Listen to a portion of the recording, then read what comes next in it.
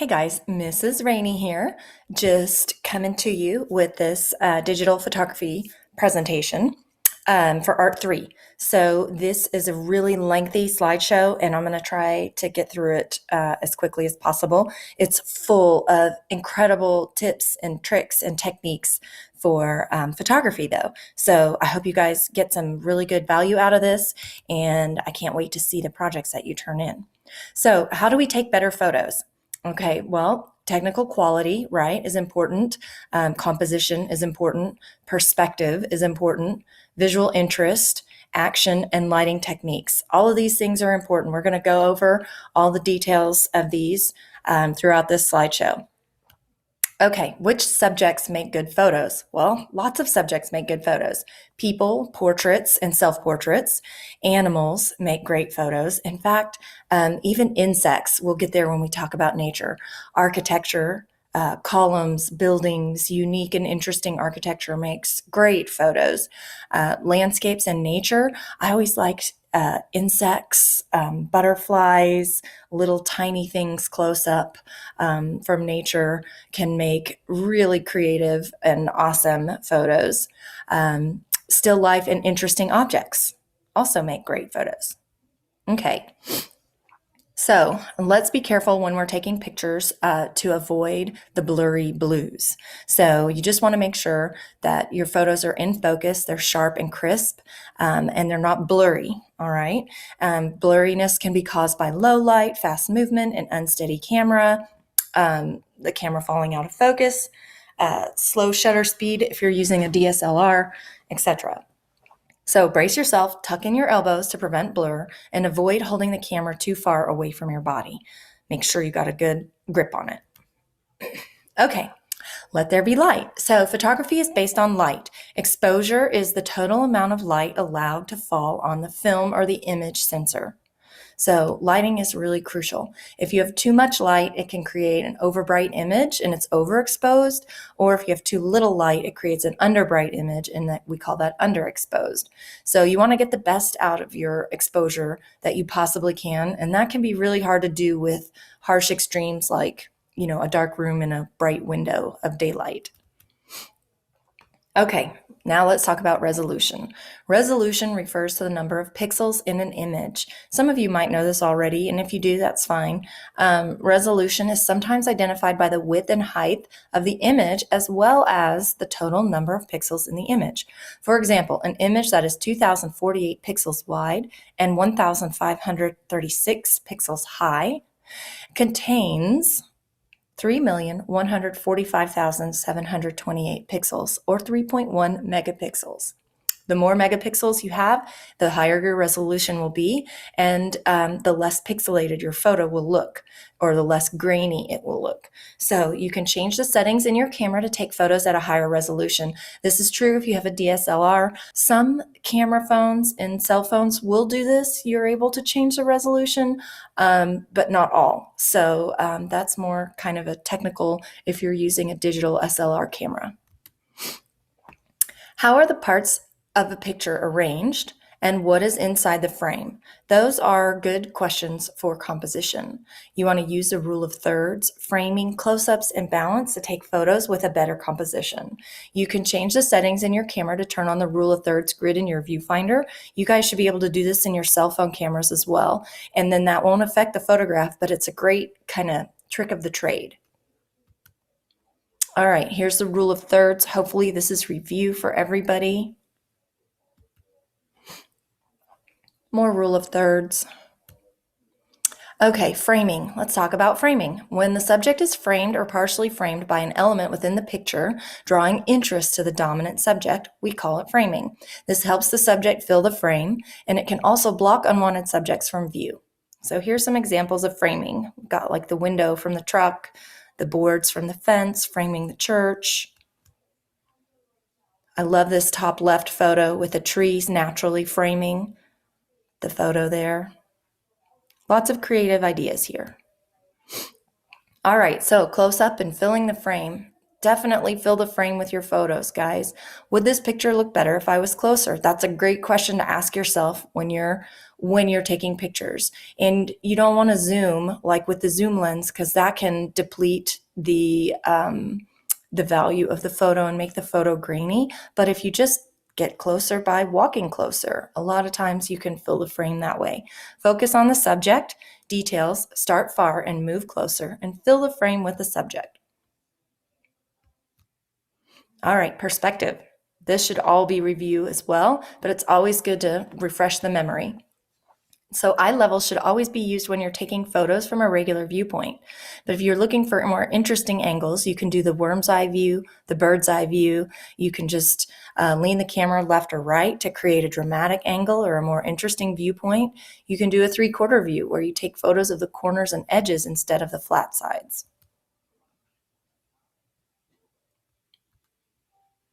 Bird's eye view examples, some worm's eye view examples.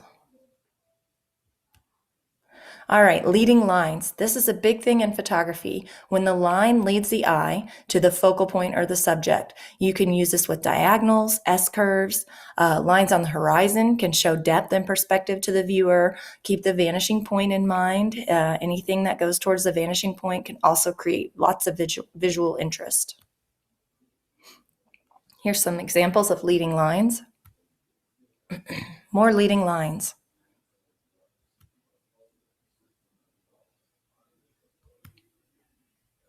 Using the light as a leading line, and then using the columns on the architecture and the wall as leading lines. Okay, repetition and pattern. Orderly combination of shape, line, or color always can create visual interest in a photo. Pattern helps echo the character of a photo, and it catches your attention. It catches the viewer's attention. Random patterns, a slight variation in a pattern, one little thing out of place, can kind of be like a hiccup in a photo or a pattern that really catches somebody's eye and creates visual interest. So now let's see some examples of that. I love the roses up there. The variation in that pattern creates a lot of visual interest. All right, so a dominant subject or focal point, one strong center of interest. Make sure you're paying attention to the foreground and the background here. Those should be simple if you're going for emphasis or one dominant focal point. The eye should go straight to that main subject, and you want to definitely avoid a cluttered background. Something else with the background you want to pay attention to is make sure there's not like, a tree coming out of somebody's head or some sort of, visual oddity.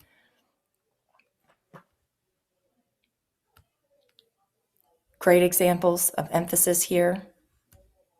Okay, action. Action photos can be more dynamic than just a regular one. Action photos can include showing emotion, running, flying, falling, laughing, waving, anything. Actions of people and animals should be candid and not posed. So you definitely want a candid or a genuine reaction or emotion, not like a posed, ooh, I'm surprised. If somebody's not really surprised, because the viewer can catch on to that. All right, so emotions and reactions. Whenever you catch a strong facial expression or body language, the timing is vital. You're usually in front of the subject, but the photo is golden, like this boy's eye roll here. Perfect. He's got that butterfly on his head, and he's just like, ah. Okay. Strong emotions create strong emotions in the viewer. All right, so freezing action and stop motion. This is when the photographer uses a really fast shutter speed to stop the motion. This is really good to do with a DSLR camera. Some cell phone cameras have what's called a burst, where they'll take a burst of photos. So there is a capability to do this, but not all cell phones are going to have cameras that are capable of doing this. So don't sweat it if your camera phone won't do this. Just select a different type of photo. You can get some really dramatic photos with this, though, the stop motion.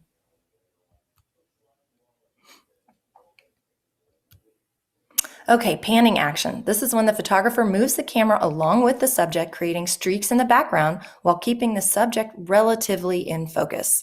I love these pictures. These are just kind of a personal favorite of mine. Love that train. Really dynamic photos, very contemporary looking.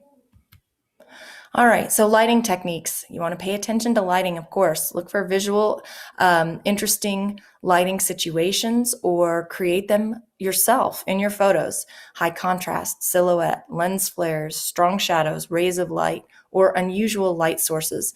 Also, think about the golden hour. Not sure if you guys know what the golden hour is or are familiar with it.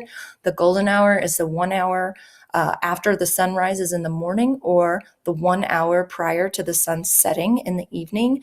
And this is when the natural light outside appears more golden. There's less blues in the lighting, and because of the way the sun is setting on the horizon, and it creates this kind of amber or golden effect, like hue, and it's perfect. You don't need any filtering at all.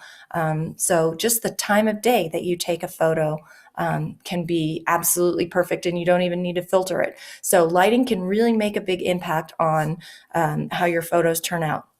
So think about how you can control the light coming through windows with flashlights or spotlights, or even taking photos by firelight, or taking advantage of the golden hour if you're allowed to get outside during those times. These are some sunset photos, some more lighting. Love that firelight. I love the picture at the bottom where the boy is blocking out the spotlight and it's creating these rays of light around him. Very dynamic.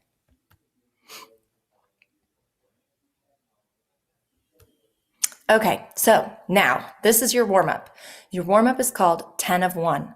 What I want you guys to do is I want you to practice with the camera before you dive right into your final project, okay? So this is how we're going to practice. You're going to take 10 unique or abstract photos of one small object.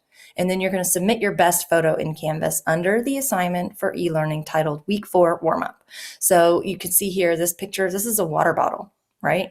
With the light coming through, shadow, it's casting an unusual shadow. So just take 10 unique photos of one small object. I want you to look at things from all different angles, just kind of get the creative juices flowing, and then just turn in your best photo, okay? This is due this coming Sunday, April the 12th. All right, and then your assignment is going to be to take multiple original images, and then I want you to submit a minimum of 3 images for grading. So one image must have an example of leading lines, proportion, or framing, and I want no filtering in that image. It has to be totally unedited. Then your next image, I want you to convert to black and white, okay? Your third and final image should be your choice of technique from this slideshow. So again, I want you to take more pictures than you think you're going to need, but you are only going to submit a minimum of 3. Your images must be turned in digitally on Canvas by April 19th, so that's 2 weeks from now, with a descriptive label or a brief write-up of the elements they portray. Hopefully the elements they're portraying are going to be obvious, but I do want you to put a brief write-up, no more than 2 or 3 sentences, just a brief write-up. I'll show you an example here in a minute. All right, so this is an example of a student last year who did this assignment, and she converted with an app this tree into a cubist tree. So, and then this is her write-up. Just a couple of sentences here. This picture represents cubism. I used the effect of geometric shapes from PixArt. I took a picture of a simple tree so you could see more clearly the example of geometric shapes. Okay. Here's another student example. This was a color replacement example. The student took a photo, converted the photo into black and white, and then used the color replacement tool in Pixlr. Okay, so Pixlr is a free app. I'll give you guys a list of apps if you want to see some apps. And then here's the write-up. This is my color replacement picture. I only colored in one leaf to attract the audience's eye. This was the original picture with the effect on it. Okay, easy peasy mac and cheesy. You guys got this. So here's my photo assignment tips. Take more photos than you need. Try multiple angles and techniques with each subject. Create a photography folder in your phone or your Google Drive where you can store these photos. And then add the photos, add the techniques to the photos, okay? So 2 or more techniques. Try 2 or more techniques in each photo.